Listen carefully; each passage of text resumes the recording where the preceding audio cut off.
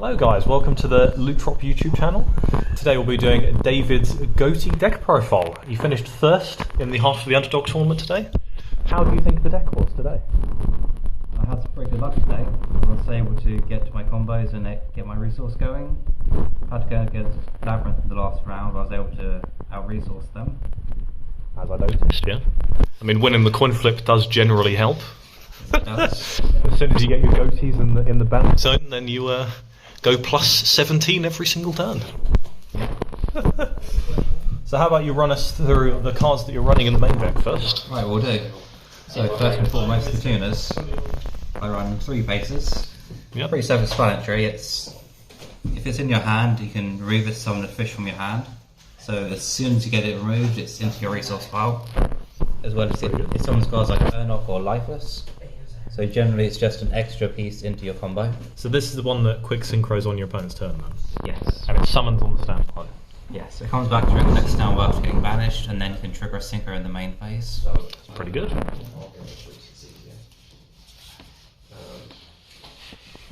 As well as the other tuners, I run 2 copies of Zap. Zap's very useful because he's the one who triggers an instant synchro rather than the turn afterwards. Generally speaking, you're moved by Arion Boss, and then Arion Boss can use the synchro material to make a quick level 8. I run 2 copies rather than 1 because when resources get thinner, it's useful to have a backup just in case you have to remove 1 to keep your deck going. Yep. The last level 2, I have 1 copy of Chef. Generally because when you use a synchro material, it goes to the graveyard, then you remove it from the graveyard to produce the monster's attack, and then it comes back. So as soon as you get 1 circulation, you're fine. So how come you're just running kind of a small amount of the ones that quick synchro? Surely you want to see them as much as possible. Well, see, you have Life Sleefish to mill them, you have Arion Boss to remove them, you have Ghoti Chain, and generally you have little ways to get them in quickly. Oh, okay. So you don't actually need to draw them that much then? No, that's why I run 1 shift, because generally you don't really want to open with them. Yeah, okay, fair enough. As for the other Ghoti I run, I have 2 copies of Snowkiss. Yep. This guy by far is the MVP of the deck. You raise your tuners during your turn after synchro summoning, so you always go +2 every turn. That's pretty good. And as well, whenever he summons, he can target a card, and if that card would die, it gets macroed, so he can just keep retrieving himself. Yeah. He's like a bit of a hand trap as well. He is kind of a hand trap, yes. When you summon, you can target a monster on the field, and it's under a macro for the duration. I say it's pretty good, especially against decks that need the graveyard. Sometimes that can be enough to like stop a line, right? Yeah. Also, if you're lucky enough to go second and draw it in your opening hand, you can use it during your opponent's turn. So you can essentially go to level synchro during your turn 0. Yeah. 1 copy of Underdog. He's generally not that necessary all the time, but Ghoti Fury can really help the grind game. Yeah. Just 1 copy to search off the decks when you have nothing else worth searching. But yeah, the spot removal in Fury is very good in a lot of situations. Especially decks that rely on their normal summon. Also, it's effective to bring back a fish on summon. It's useful if you need to raise on your turn right away. I have 2 copies of Ixie. The second effect of cycling the trap does come up sometimes, but generally it's just because you can activate your field spell, remove a fish, add this, and this doesn't miss timing, so you just get a level 4 body. Pretty good. And now onto the non-Ghoti cards to keep it going. First off, pretty simple, 3 beautiful princess. Yeah, it just lets you see it, right? Yeah. Your engine. It's essentially just a lone fire into your low level fish monsters. Just like everything you run that's below level 5 is 3 extra copies. How does it feel as if that gets ashed though? It definitely hurts, yeah. Yeah. But that's why you have paces just in case, so you have a monster coming back next turn. Yeah, well, that's good. Also you have 3 Lifeless Sea Fish. Yep. Because of shift, this card is essentially a 1-card combo. The shuffle back effect does come up sometimes, but again it's generally more of a grinding option. Yeah.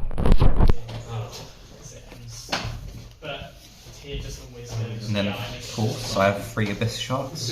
Yep. If I control a water monster, I can summon it and search level 3 to find fish. That's pretty good. Is that the one that lets you see the engine? Yeah. Generally speaking, it's you summon Life Sea Fish, the Shark, add Ixie, and then because Life Sea Fish build a shift, you can remove the shift, boost the monster's attack, trigger Ixie, now you have a Dragon and your Synchro set up. Good.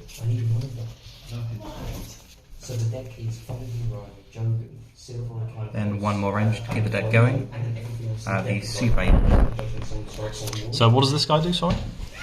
Super doesn't really have any effects that are relevant, it's just basically just like a Garnet really, except it doesn't die in the hand. Okay. How it works is by discarding one card, you can summon Super, Dustwalker and Super from your hand and deck. Just an easy level 6 Synchro Engine. It does lock you out of Sex Seas, which is annoying, but as long as you get Arian Boss going, it's fine to get your resource going. That seems pretty good. In some pinches it can be a decent beta. Final monsters in the main deck, 3 Dimension Shifters. Of course. I mean, you have to run this. Yeah. Like, if you open this against certain decks, they just automatically lose. Yeah. And your deck, while you prefer to keep Arian Boss in your graveyard, it is worth doing it to shut down a lot of decks. Yeah. And especially in this meta. Yeah. Well, Heart of the Underdog's a little bit different, but it's still a very, very powerful card, considering it's a 3 as well. Yeah, definitely. Onto my spells. I have 3 copies of the most distant deepest steps. I just call it Depths because that's a mouthful. And Terraforming. It's just a great card to have around and opening up. Constant resource generation, triggers your trophies. It's a crime that this is a common. Yeah, it should be a Starlight, to be honest. That'd be beautiful. Yeah, I definitely agree that this is one of the decks that deserves to be all holographic. Yeah, definitely. Yeah. Especially that card, because that card art is beautiful. Yeah. I think it is in the graveyard and you summon the fish. You can chain this to, on resolution, remove that fish shadow back to your hand, so if your opponent tries to imp you can do that to pinch. That's pretty good. Then of course one called Word Grave. Just like Shifter, it's pretty self-explanatory why I'd have this. Yeah. Just to stop, like, Ash on Boontoonful, called by So Broken, in that situation. Yeah. I have a pair of Cosmic Cyclones, because even though a lot of decks either are highly monster or highly spell traps, sometimes they have like 1 or 2 relevant spell traps you can hit. Yeah, that was pretty interesting. Owl's Floodgates as well, so you can keep playing under, like, Teakaboo and stuff. Yeah, that sort of thing. Yeah.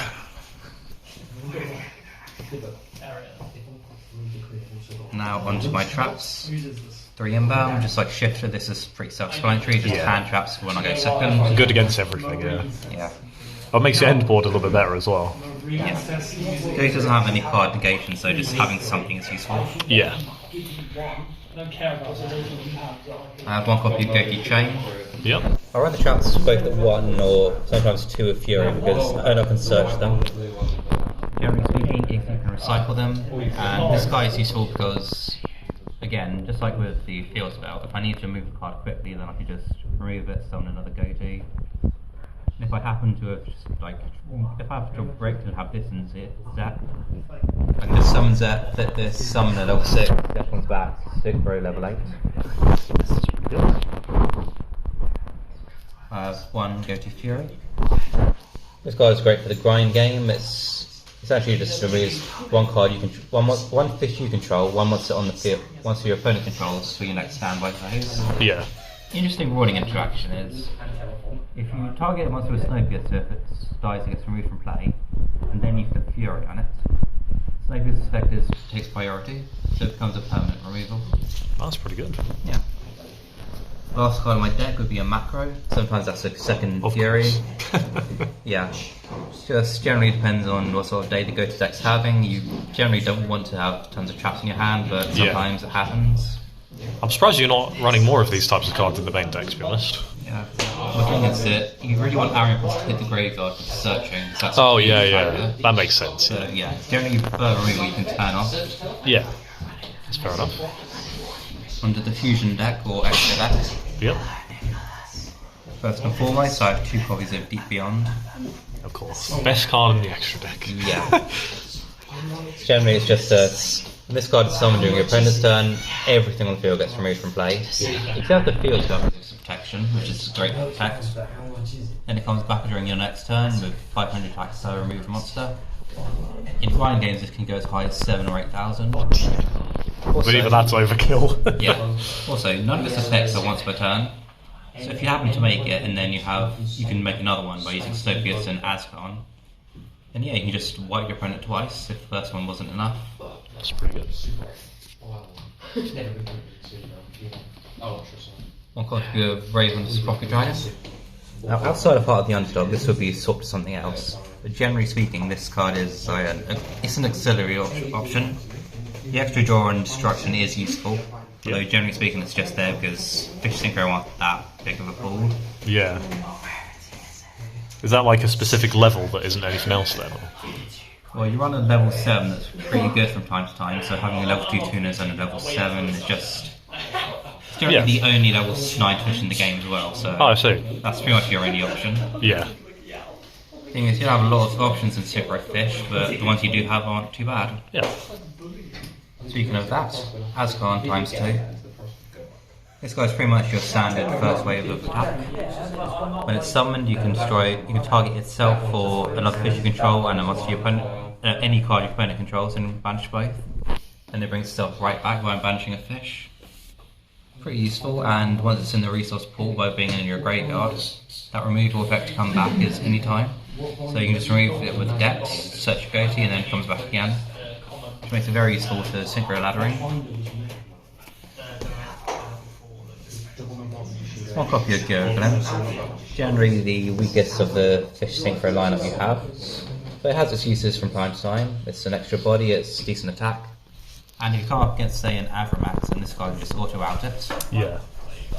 Also, if it happens to be your opponent's standby phase and all your materials are still in the graveyard, you can change them into those materials. So if your opponent just gets really good tuners during standby, like an emergency, change it into a level 6 and 2. One white or a well. Pretty straightforward, just like Azcon. Synchro level 8 is definitely the most common time you get them. Yeah. And this one's some Mirror Forces, double attack with piercing, and non-once return revival effect. Yeah, very good card. Yeah.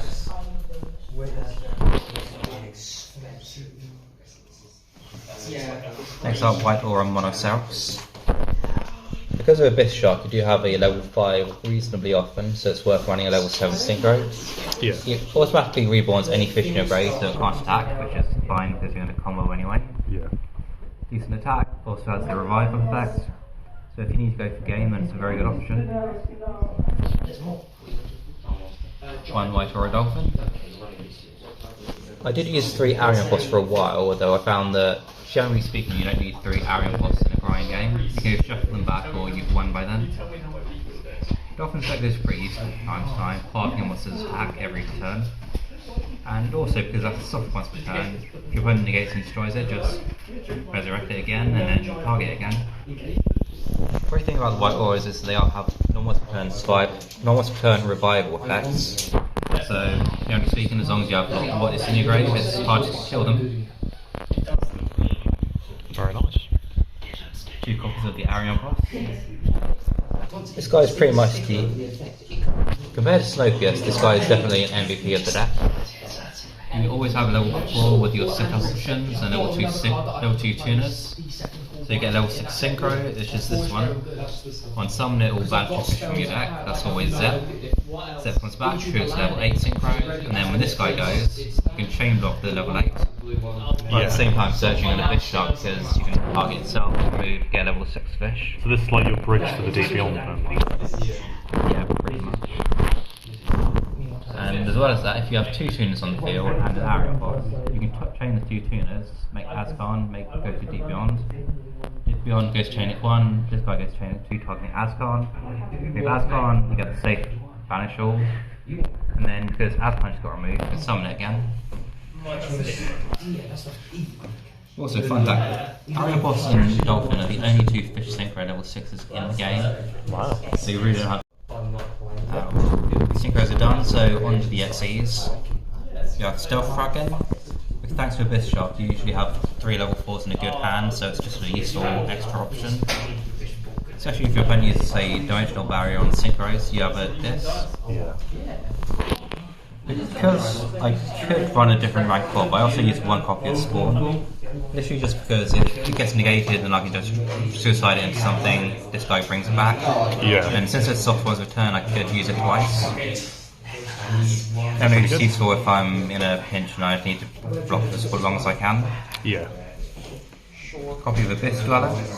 Just like Shifter and such, graveyard effects are very common in the game, so any way to shut them down is useful. Kind of hurts to not have Iron Boss online, but Snowfierce can remove your fish from the graveyard, so you're fine. Are all the Ghoti's waters as well? They are all waters, so Yeah, so you get extra attack. Yeah, it does get the little attack boost as well. Final card in the deck would be an Abyss Keeper. Typically you make this when something gets negated and you need something to go into. The extra summon from hand is always useful for some resource generation. And being able to banish any card on the field by banishing another fish and that card. Generally useful if your opponent's got one or two cards you need to get rid of quickly. Also, if you have, say, Ghoti Chain, then this is your best target for it. Yep.